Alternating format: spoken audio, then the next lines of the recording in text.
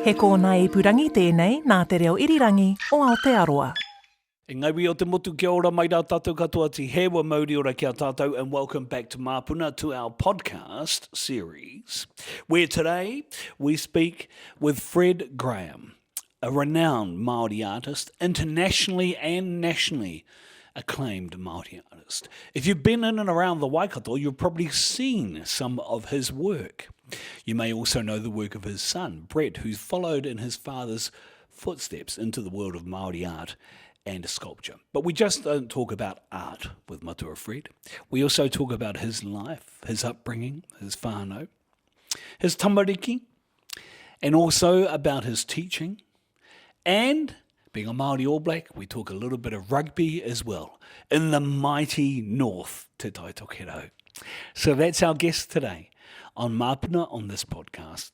It is Fred Graham. He uri no te waka o Tainui. He is our kai kōrero today. I hope you enjoy it as much as we enjoyed being with him in Waiuku at his house after we had some apple juice and a bit of bacon and egg pie. Whakarongo mai rā. So joining me now is Matua Fred Graham. He te matua tēnā koe. Oh, kia ora. Thank you very much for having us here. It's, I think, appropriate that I bring our producer, Tama Muru, son of Selwyn Muru, another great Māori artist that you taught. Yes.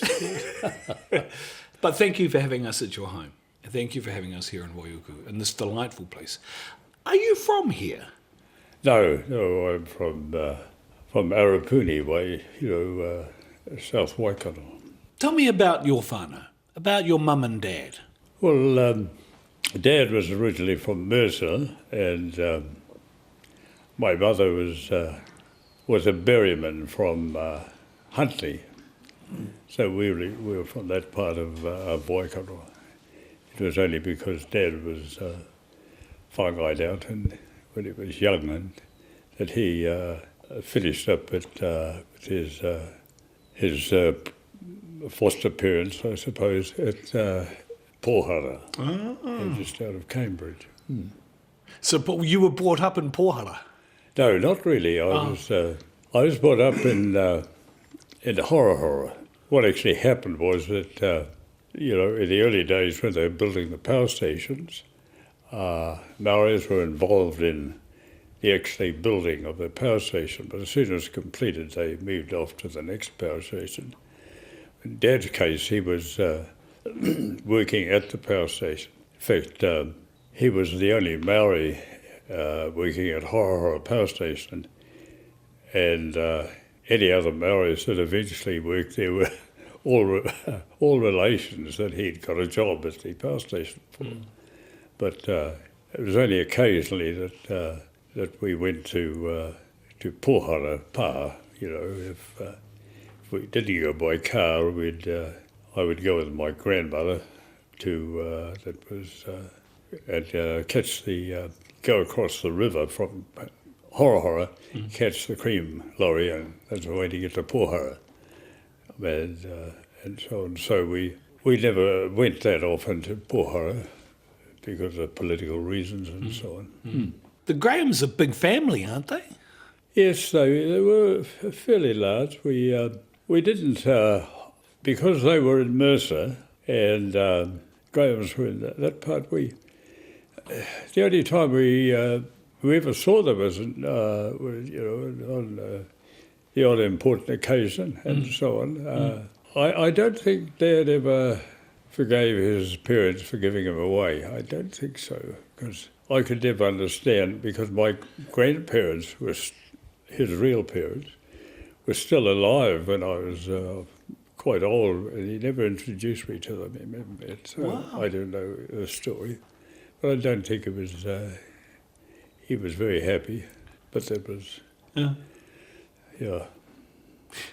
The Berrymans are a big family too, aren't they? Yes. They we used to see them occasionally and so on, but travel in those days wasn't actually prolific, and all the roads were pretty poor and whatever. So we didn't only go to very many things, occasions, except occasionally. The one thing I do regret is the primary school that I went to was the local power station primary school. It catered just for the kids there, and the odd farmers' sons or daughters with me who also went to the school. But I think I was the only Maori boy there. So, when people talk about getting a clip over the ear, say, for speaking Maori and so on, it never happened to me because, because of the situation which I lived in. Where's the name Fred from? Well, I suppose the more prominent you become, the more arrogant too. But there were about three sort of people reckon that I got named three different Freds that I got named after. So, but I'm not really sure, quite frankly. There weren't any famous chiefs or anything called Fred around the place. So, So, but I got the John from my father. But that's an interesting question. I always smile when people ask that question, and I always say now, which of the guys that who claimed to be my father, which was the most famous? Choose the most famous namesake. That's always the way to deal with it, eh? Just choose them. I gave up. We'll say a steer for now. How's it? What was school like? Because you became a teacher. You must have been inspired in some way from schooling. Yes, well, there's one particular teacher that was my favourite, was a guy called Pat Keenan, who was from Tauranga. He was great, he taught us poetry and various stories and so on, which I loved, and we played a lot of sport. As soon as we'd finish lessons, we'd get out and play cricket or rugby and so on. But no, to be quite truthful, I became a teacher purely by accident. Oh, what happened? Well, I suppose what actually happened was that I just assumed that I would work in the power station, like Dad. So I had no ambitions to be anything. And because I could draw, I never had, it was no big deal. I just happened to be able to draw. And so that when I left school, I finally got a job. I got a job with the Hamilton City Council as a draftsman. And it was there purely by accident. I happened to go downtown and to have lunch, and I met a chap I'd played rugby against called Wally Gotts, and he'd come from Tamarunui and so on. And I asked him what he was doing, and I can remember he said he was a teacher at Teachers College, Auckland. And I said, who on earth want to be a teacher? And he said, we get paid when we play lots of rugby and so on. And this sort of appealed to me, and just on the spur of the moment, I said, I'll just apply and see what happens. So I applied, and of course, Ardmore was about to open, and instead of going to Auckland to be with him sort of style, I finished up at Ardmore. Wow. And it was only at Ardmore that I was friendly with Phil Barclay, who became quite friendly with other students after me, Maori students that were interested in art. But I said to him that I thought that I would. The other thing I thought I'd put off was to go to university, and I thought I'd go to university. And I mentioned this to him, and he said, "Why don't you apply for a third year in art?" And I said, "What's that?" And so he told me about it. Did you know you could? You said you could draw. Yes. Did you think you were any good at it? Well, it was one of those things, I suppose, like, we went to the art lessons were pretty boring. I mean, the art teacher He was First World War person, good person. But of course, what he'd do is just hang his coat over a chair and say, draw that, and we have to sit down. And I couldn't understand why the other guys were throwing crayons and things, getting away with it, and while I could just draw. At the same time, when we went to Ellsworth and so on, these very same guys were throwing crayons. Couldn't understand me because I was having difficulty with my algebra, you see. I thought they had the same thoughts about me that I had about them with regard to art, you see. So it was just one of those things that it happened. But I think the other reason why Phil Barclay appealed, he was a big guy, he was a colonel, and at one stage he was in charge of the artillery, and they were attached to the Māori, so that's why he had this friendly association with Māori students. Did he recognise your ability in art, though, do you think, at that time, which is why he pushed? Yes, that's right. I did. I can remember one time when the guys in my section had to do this assignment, and this art project, I forget what it was, an advertising poster or something. So what I did was I got all these sheets of paper and hung them up in the dormitory, these guys, and I instructed them how to draw the things, and so I went around doing a bit and they would do a bit, and I charged them $1 a poster, you see, so that I was making money. and anyway, so they were all put up in the art room, and they all looked the same. And so he read out I can remember him reading out all the marks, and I got the lowest mark. He just looked at me, when but never said anything. But I got on quite well, I suppose that's why I got on very well with him. Where do you think that ability to draw, it's talent, actually, where did that come from, do you reckon? Well, I think it probably came from my father's side, because Uncle Waka was one of Tipuia's leading carvers with Piri Potapu. And while Piri Potapu did houses and so on, Waka did, but also Waka also did the very fine work, the very detailed stuff. He was very good at that. And so I just put that down to him, and my sporting ability I put down to my mother, because she was a very good tennis player. And of course she was a Berryman, and they were all not bad, very good league players. Yeah, they were. Yeah. And so I just assumed that my sporting ability came from her side, and the art came from Dad's side. Yeah, it's interesting. I'll come to the sport, I will. Yeah.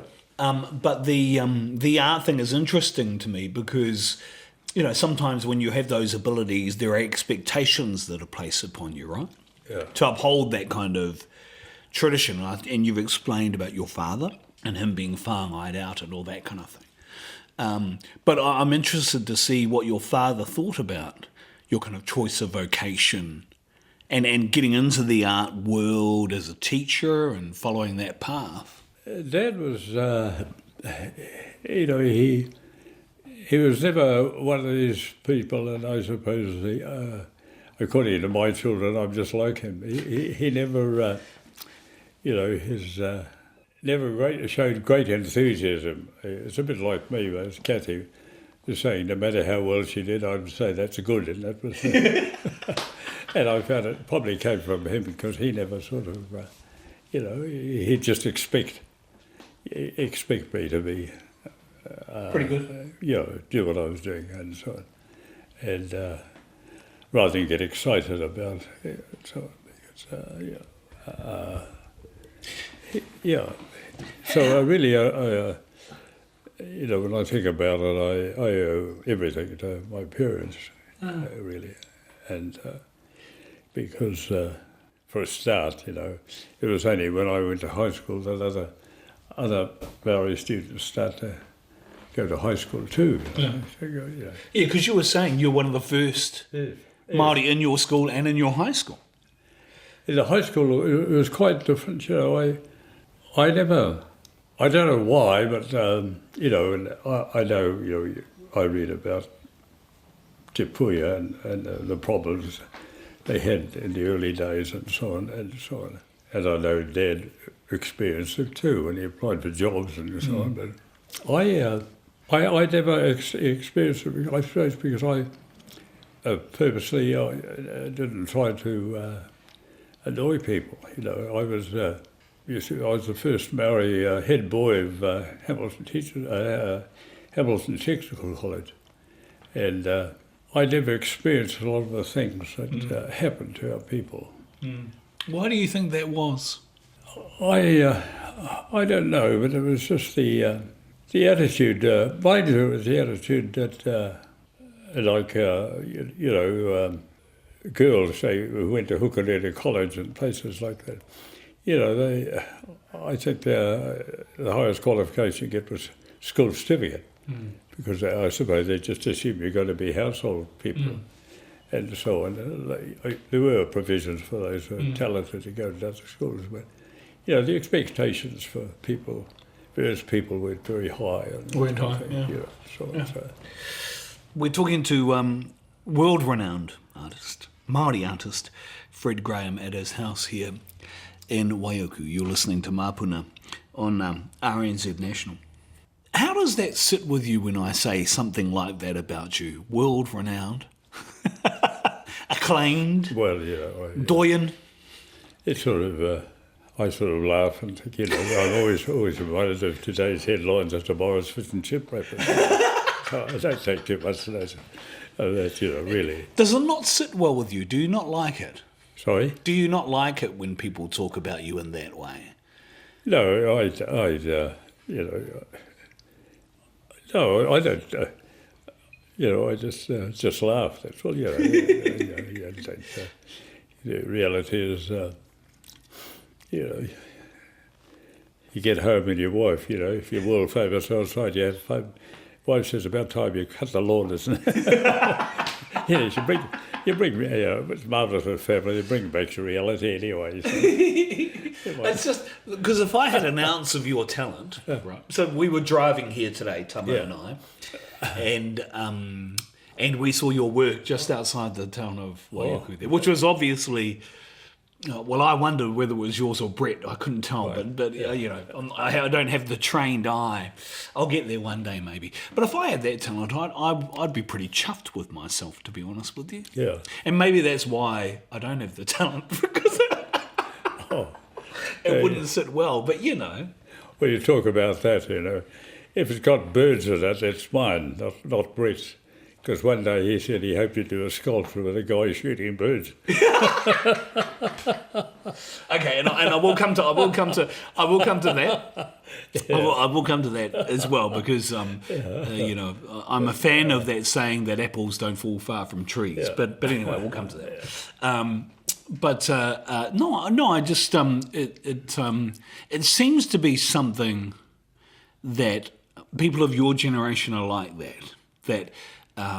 Despite all the achievements, there's an innate sense of humility and you know, having a laugh when people talk about luminaries of Māoridom the way that we do. Yeah, well, you see, to me, the real heroes in this place are people who help others, like you know, the people who prepare food for the unemployed and the ones that are starving, the people that work. To me, those that actually get out and help people are the ones that really need the help, and not guys like myself or. I take your point, and I understand that point. It's that. But do you not think you've inspired others?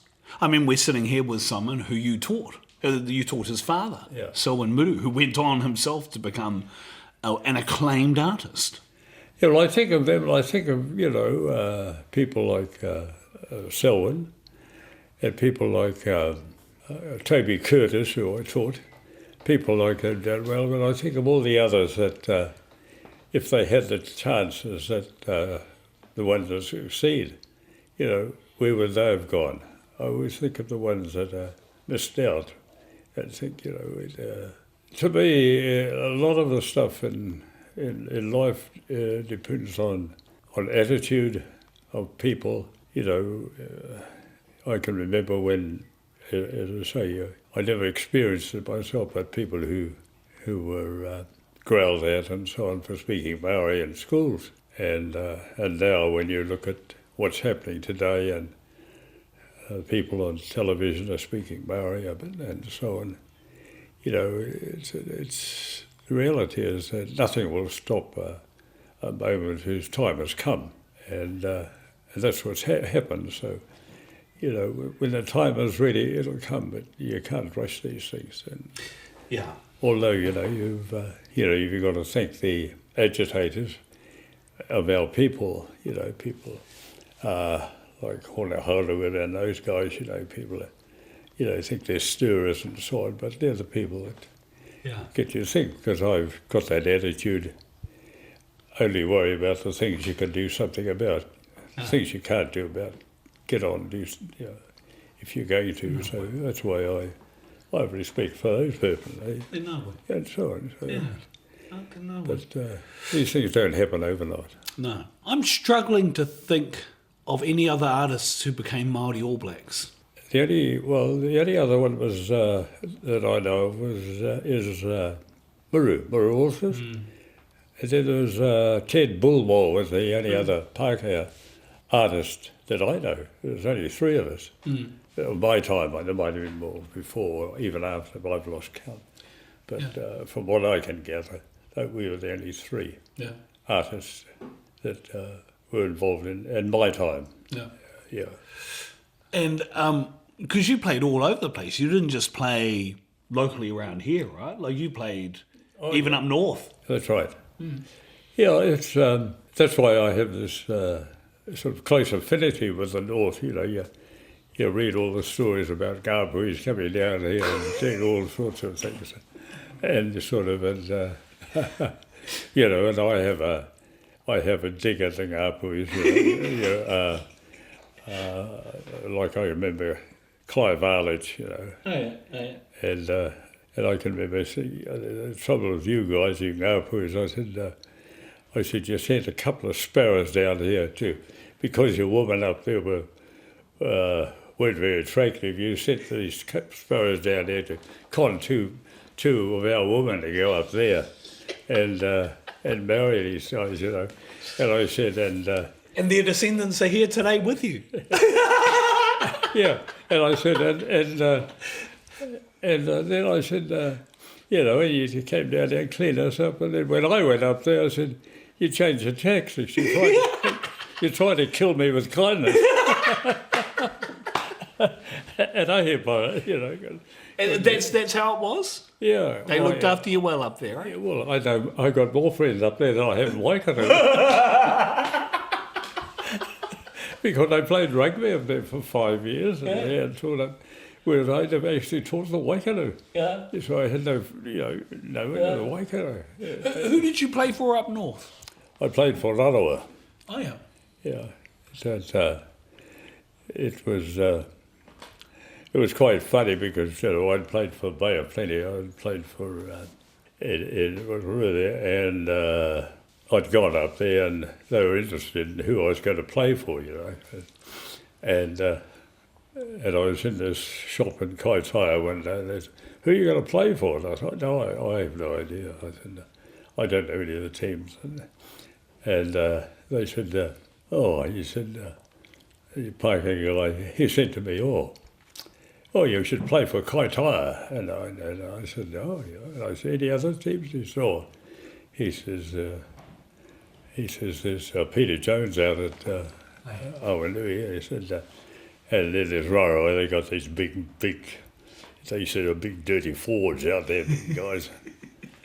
So I said, "Oh, that's interesting." I said, "What did I do?" Being a delicate week to court, I went out and offered my services to Raro. And I finished up my boarding out there. Oh, yeah. Yeah, but yeah. So that's why, But no, it was, they were great people up there, really great. Wow. And it was the same as Arawa, you know, I really enjoyed there, and as well, it was quite funny when there were no, I don't think at the time there were any Maoris on the council, because they wrote to me, and council wrote to me, and they said we want a big sculpture put up on the other side of the Mapuna, welcoming people into Rotorua, you see, and I wrote back, you know, said, thank them very much, and I felt honoured, but, you know, if you look at the past, we weren't exactly friends. and I said, it's a long history, but I don't know whether it'd be appropriate for someone from the Waikato to do it, so I declined. Thank you very much. But this is what happens when you don't have Pākehās on various, Maoris on various councils. They look at things. Gee, it's interesting you raising that now, giving some of the political issues that are happening at the moment. Yeah, and so on. So, but yeah. I don't know. I've, you know, as I say, and of course, my wife's from up north too. So, even though she's Pākehā, she's part of the north. Yeah. Whereabouts from up north? Dargaville. Yeah. Oh, Yeah. Where did you two meet? At Dargaville High School. She was the phys editor and I was the art teacher. Oh. Yeah.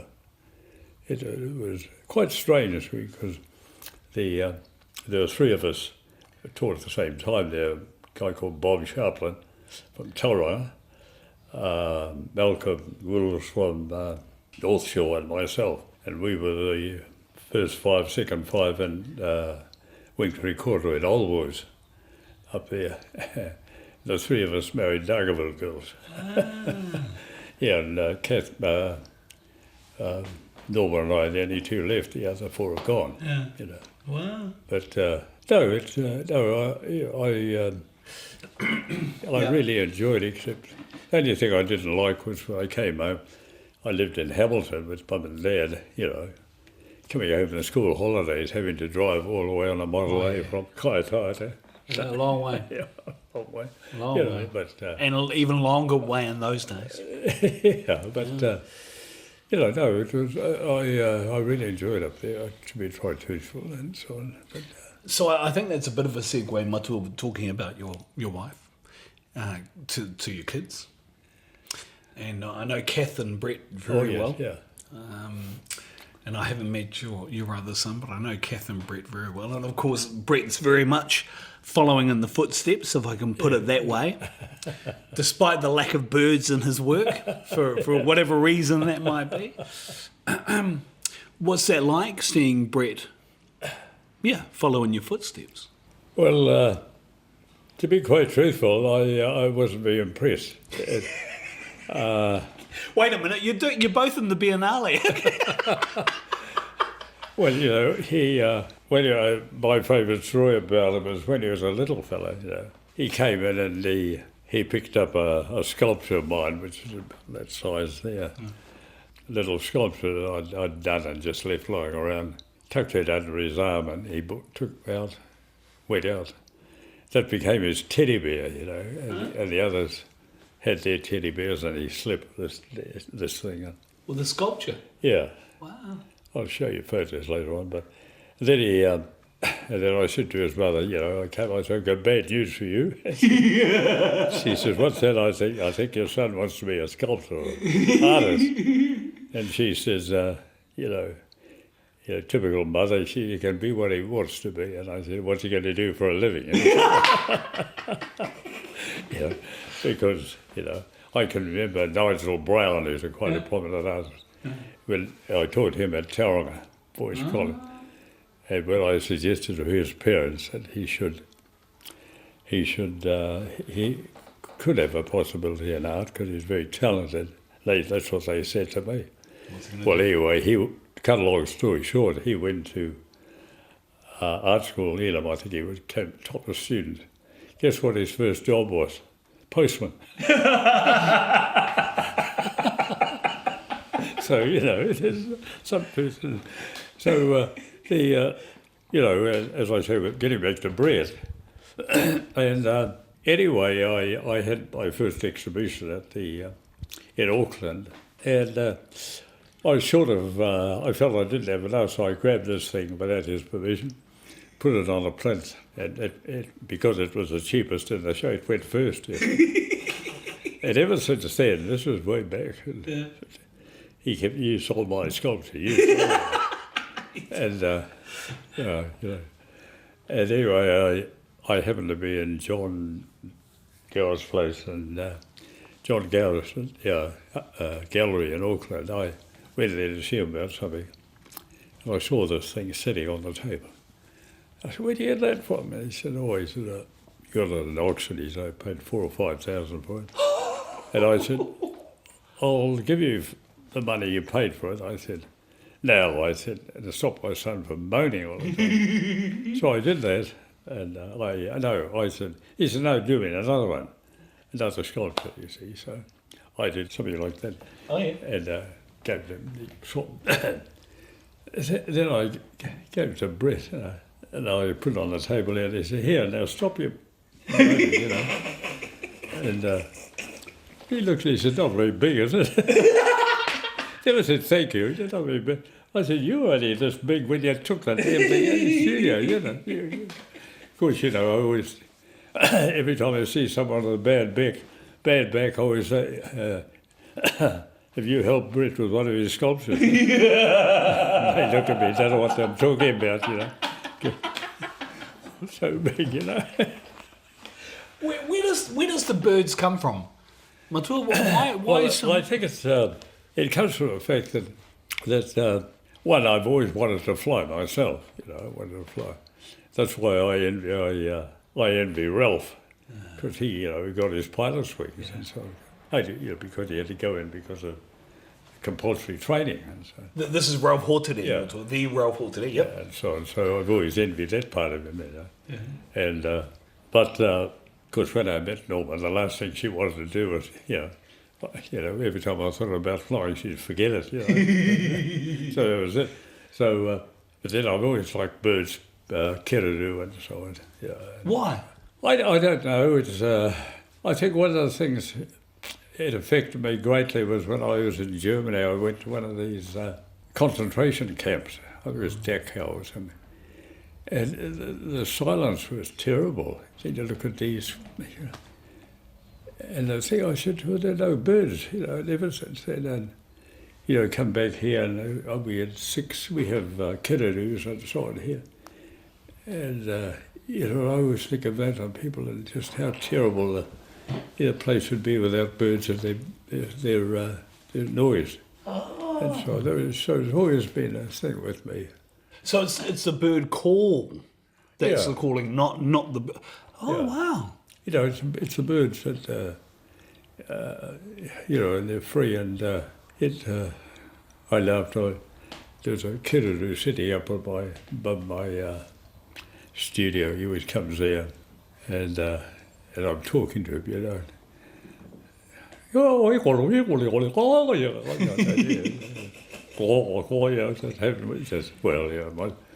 And Norman comes by. She said, "What do you know? She's talking to bird voice." And of course I am, that's terrible. "Be quiet, he's teach me pidgin English." She said, "You make me sick." But I've always liked birds, fantails. Wow. Fantails, the story of the fantails very much, when Taufio laid down his arms, he found out an important part of that. So that's what I was going to say. I thought there might be something in the Yeah, whakapapa, and something, so on, and- kaitiaki or something. Yeah, the fantail was, So when you're designing something, yeah. I'm trying to think of what the process is. Does it already appear in your mind and then you put pencil to paper, or Right. or is it a process by which you start something and then it just starts to form?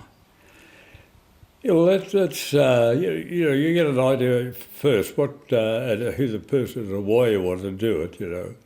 For instance, I started doing old houses, very old houses, because I was inspired by that poem of Hone Tūwhares, about no one comes here anymore. You know, it's a sad, you think, because every time I went past these old houses going down to Manawatu or something, it's the old house, and I'd think about how once it was alive as a family, and the family had gone, and no one comes here anymore. And I love that. I love his poetry.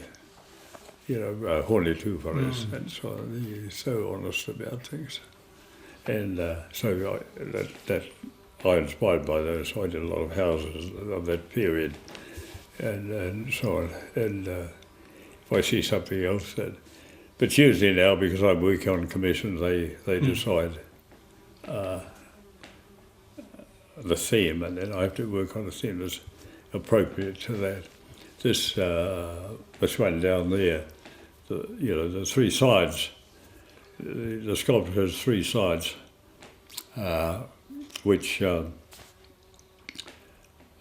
represent the three places that are associated with the steel mill, Taharo, out here, and the steel mill itself. Those are the three things. And then they're on a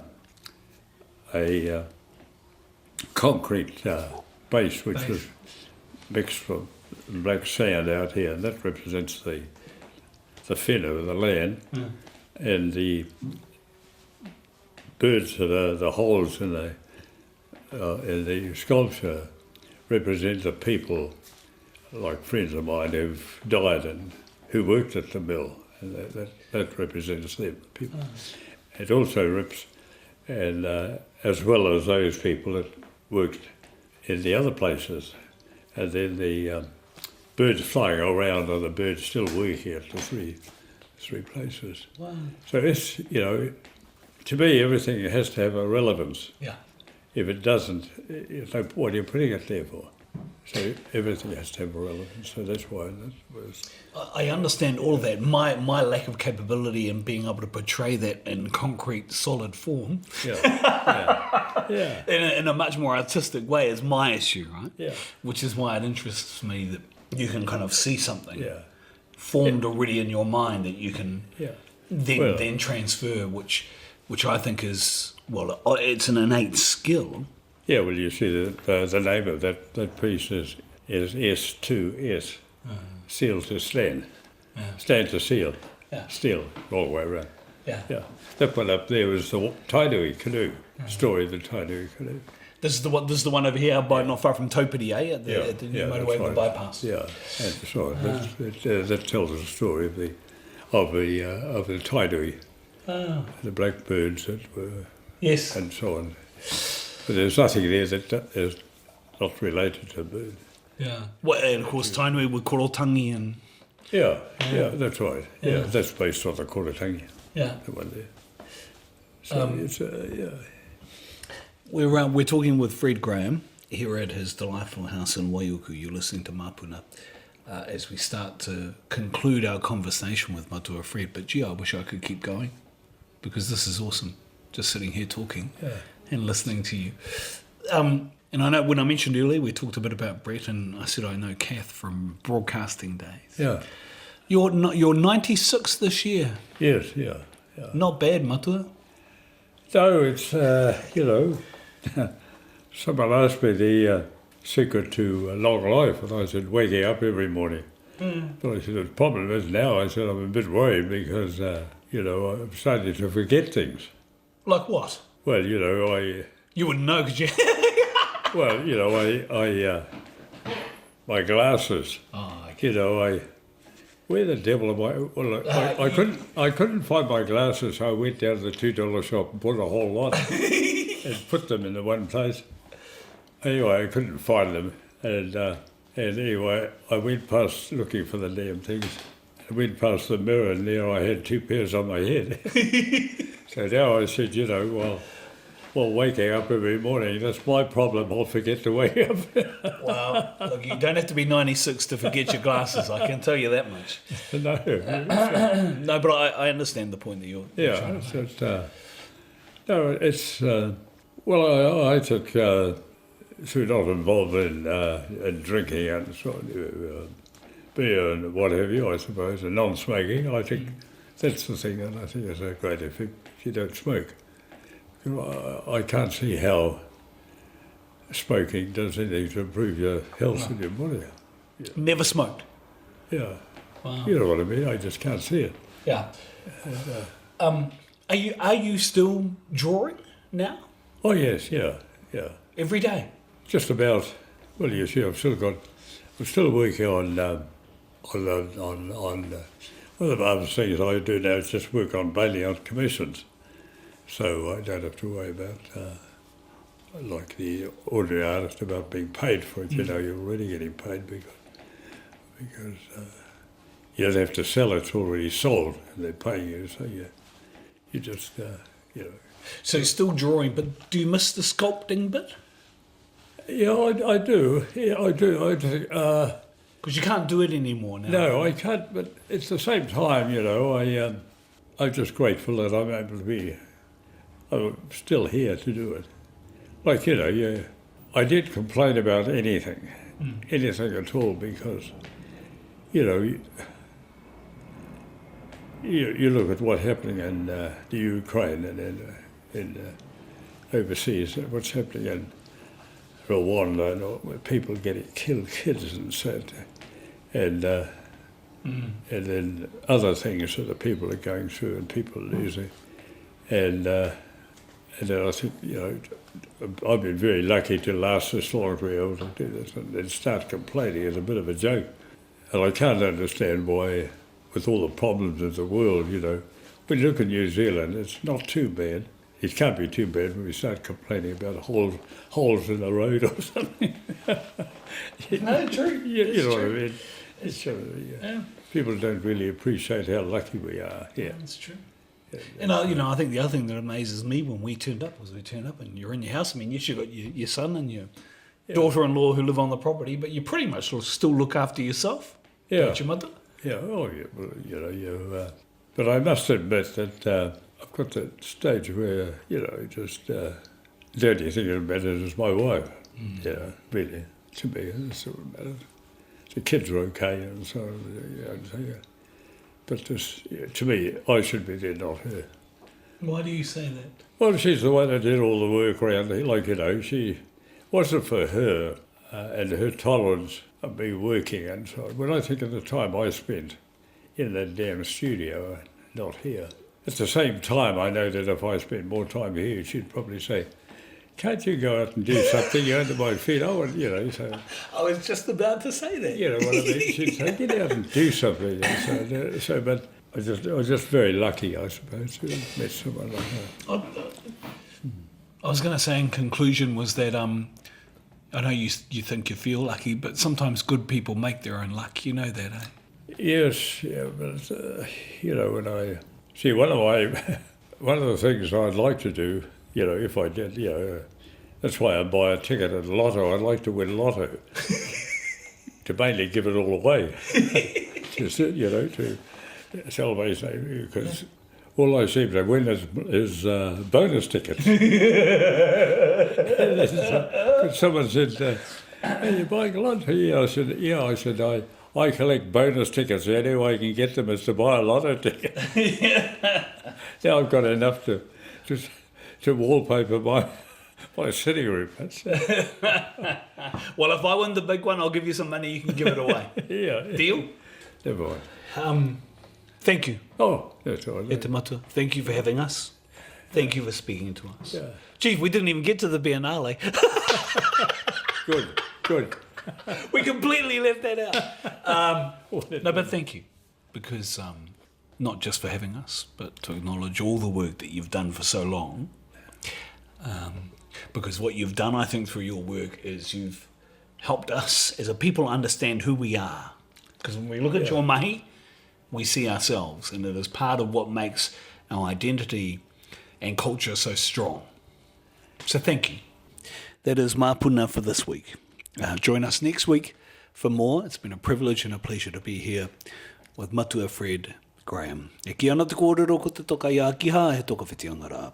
Ko te toka i Māpuna ko tā au e ki te ai ko te ripo kau. Ti hewa mauri ora, kia tātou katoa.